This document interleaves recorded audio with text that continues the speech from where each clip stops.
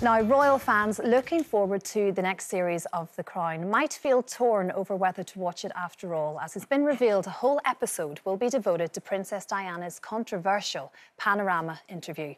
Earlier this year, it emerged journalist Martin Bashir used fake bank statements to secure the shocking interview, where Diana famously claimed there were 3 people in her marriage, leading Prince William to say this Panorama interview holds no legitimacy and should never be aired again. So, is it right to be included in a drama? I mean, The Crown is huge, Gloria, and a lot of people use it for historical kind of points. It's a big deal. I think this is a bit of a royal connection today, because Prince William has been very, very strong in saying that he doesn't think that that documentary should ever be shown again. And I feel, I mean, it's interesting, Frankie Act was only about under 11, I think, when Princess Diana died. So, in a way, there are younger people who don't know the full story. But I just feel that it's been told so many times of late. There's another channel, which I won't mention, but they do royal stuff all the time. And I love The Crown, don't get me wrong, but it is poetic license. It's not absolutely accurate. The historical happenings, of course, are pretty well accurate, but they're not totally accurate. And I just feel... I feel really sorry for the boys, for Prince William and Prince Harry. They're married now, they've got children of their own. And I just think to hear all that stuff about relationships and who you had an affair with and who you didn't. And I think I'm right in saying that Prince Charles did his documentary first and then Princess Diana did hers. And also she got her story out in Andrew Morton's book.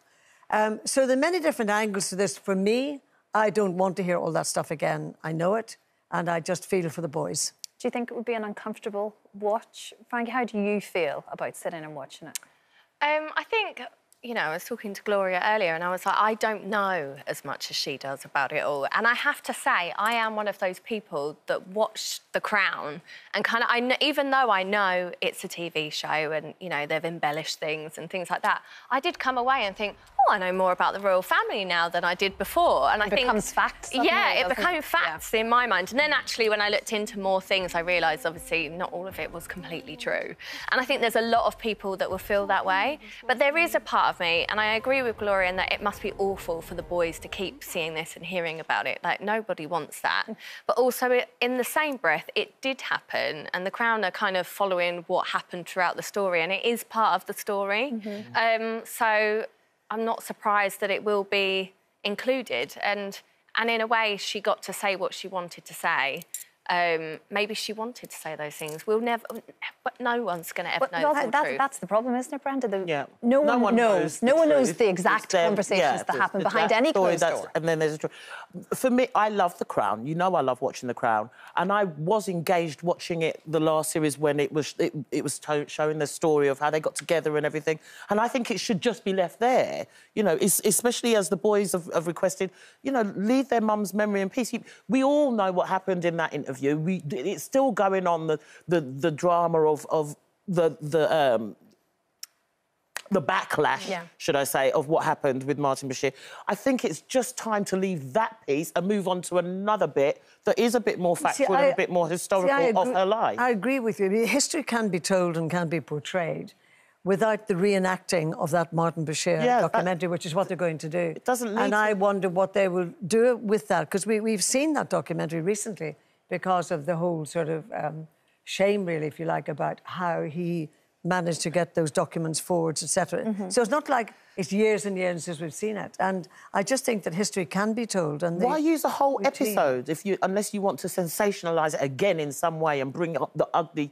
You know, it's like, just leave her memory in peace. Leave her be, man. Diane's brother, of course, Charles, the Earl of Spencer, did say, in reference to the interview, I think that Diana did lose trust in really key people. The irony is that I met Martin Bashir on the 31st of August 1995, and exactly 2 years later she died, and I do draw a line between the two events. So as much as we do watch The Crown and various other series for our entertainment, it's not our families, so it's very difficult if you're the ones involved. And let's not forget, The Crown's huge. It's a huge franchise now, isn't it? They make an absolute fortune. So, as you say, it's not a historical document that's set there for history. It's there to make money. Yeah. And it's a bit ironic that Prince Harry is connected with Netflix now in doing whatever he's doing. So there's a crossover factor there too. Well, it's 112 million mega deal, they say, that Harry and Meghan reportedly have with Netflix. So, yeah, it is very interesting, but I think it will happen. Yeah.